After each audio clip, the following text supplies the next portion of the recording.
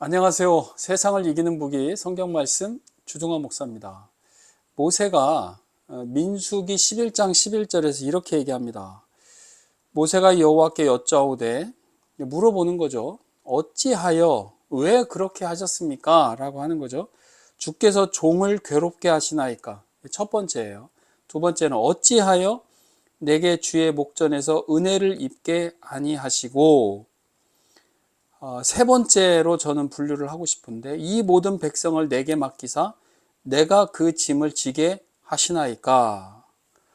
모세가 했다고 우리가 생각하기에는 좀 의아해하는 그럴 수 있는 표현이죠. 모세가 왜 저를 괴롭게 하십니까, 하나님? 이렇게 표현하는 거예요.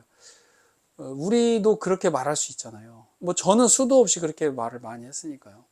점차 상황이 해결돼 보이거나 뭔가 어떤 소망적인 부분들이 보여서 이것만 잘 견디면 되겠다, 이런 상황이 아니라 이 뭐 점입가경이라고 점점 설상가상으로 더 힘겨워지는 거죠. 이스라엘 백성들이 고기 안 먹여준다고 자기들의 왜 이렇게 식생활이 이렇게 이 정도밖에 안 되냐, 맨날 뭐 만나만 먹냐, 이런 그 엄청난 원망, 그 하나님을 믿지 못하는 그러한 그 반응들을 겪으면서 모세가 그냥 자연스럽게 하는 말이에요. 너무너무 정말 힘겨운 상황 가운데에서 주께서 종을 어찌하여 이렇게 괴롭게 하십니까? 근데 그런가요? 실제로? 하나님은 우리를 괴롭게 하시는 분입니까? 이게 사실은 모세도 잘 알고 있는 거고 우리도 잘 알고 있는 거죠. 하나님은 우리를 괴롭게 하시려고 하시는 분이 절대 아니다라고 하는 것을 우리는 이미 잘 안단 말이죠.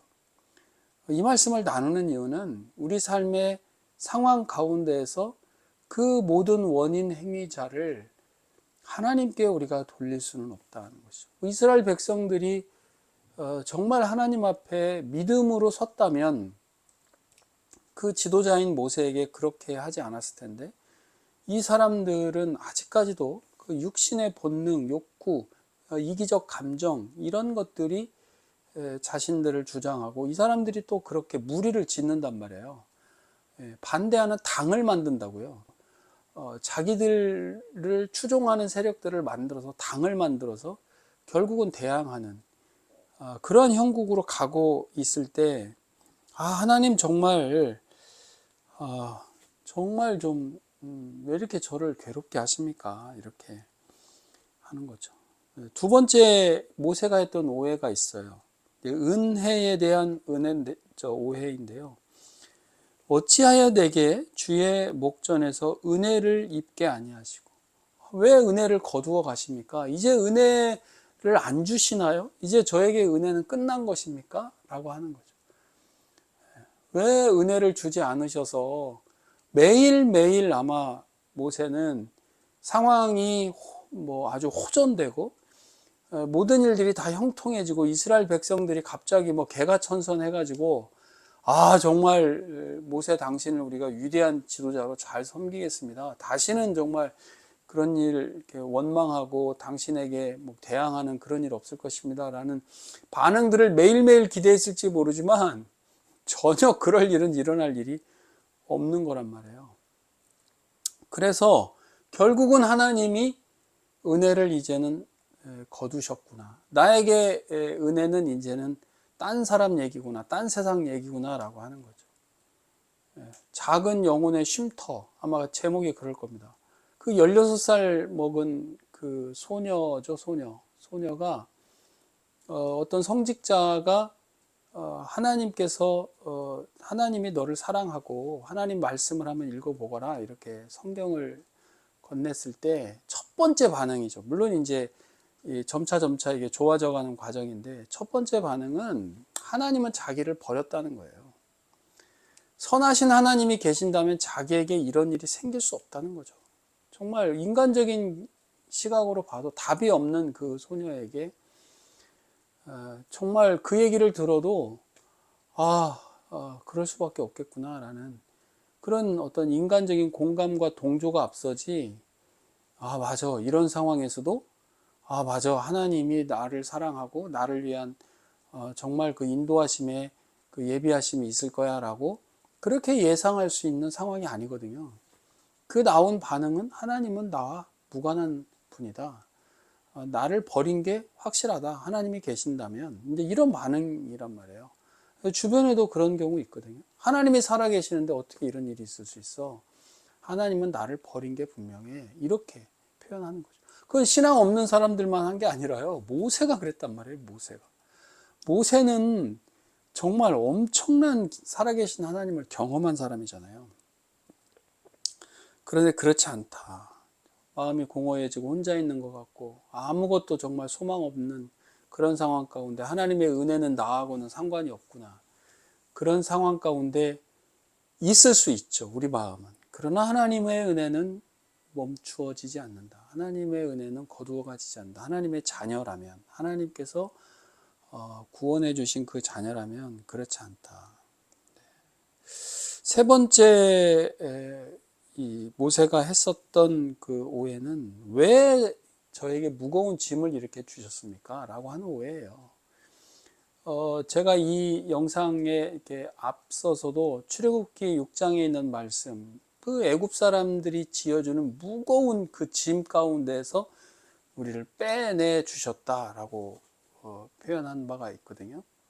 우리를 빼내 주셨어요. 그리고 레위기 26장에서도 보면 하나님의 말씀을 청종하고 하나님의 말씀, 하나님의 뜻대로 우리가 살아가려는 자들에게 그 짐을 거두어 가게 하시고 우리를 곧 바르게 세워서 고개를 들 수 있도록 그렇게 바르게 세워서 그 짐에 눌려서 사는 것이 아니라 우리의 고개를 들 수 있도록 해주겠다.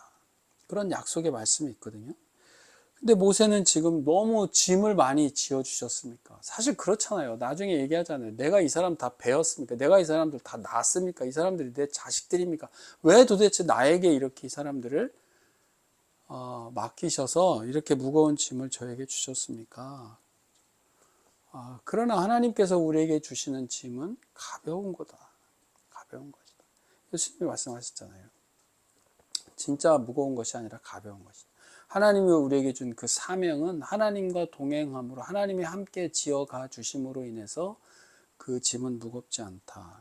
자기 혼자서 자기가 다 하는 것처럼 하려고 하는 그 마음을 하나님께서는 점차 모세도 그 지도자로서의 그 모습을 각을 세워 가는 거죠. 그 모양새를 그 쉐이핑해 가시는 거예요. 사실은 모세가 정말 마음이 답답해서 했던 그 세 가지의 어떻게 보면 오해가 담긴 표현이죠. 사실은 모세가 뭐 그런 사람이 아니잖아요. 그럼에도 불구하고 어찌하여 이렇게 저를 괴롭게 하십니까? 어찌하여 하나님 앞에서 은혜를 거두어 가셨습니까? 왜 이렇게 짐을 내게 많이 지게 하십니까? 이 힘겨움은 반대로 본다면 역설적으로 우리에게 위로를 주신다는 거예요. 하나님은 여전히 우리에게 은혜를 베풀어 주시고 하나님께서는 우리를 괴롭게 하시는 분이 결코 아니시고 짐을 억지로 막 무겁게 지어주시는 그런 분이 아닌데 모세조차도 그 신앙이 좋다는 모세조차도 그렇게 표현할 정도라면 우리도 정말 하나님 앞에 하나님 정말 너무 힘이 드네요. 하나님 저는 정말 그 16살 소녀처럼 그게 실화를 바탕으로 만든 건데 16살 소녀처럼 정말 저를 버리셨나요? 라는 그런 푸념, 그런 어떻게 보면 하소연, 그런 우리의 탄식이 섞인 그런 기도를 하나님께 드린다 손 치더라도 하나님께서는 그조차도 그 기도를 들으시고 우리와 함께 하심을 이 삶 가운데 여전히 드러내 주실 것이다. 이런 말씀을 한번 나누고 싶었습니다. 우리 말씀 가운데 또 성경 내에 나오는 그 위대한 성경의 인물들의 그 삶 가운데 우리가 위로를 받고 다시금 힘을 얻는 저와 여러분 다 되시기를 바랍니다. 세상을 이기는 무기 성경 말씀 주종환 목사였습니다. 감사합니다.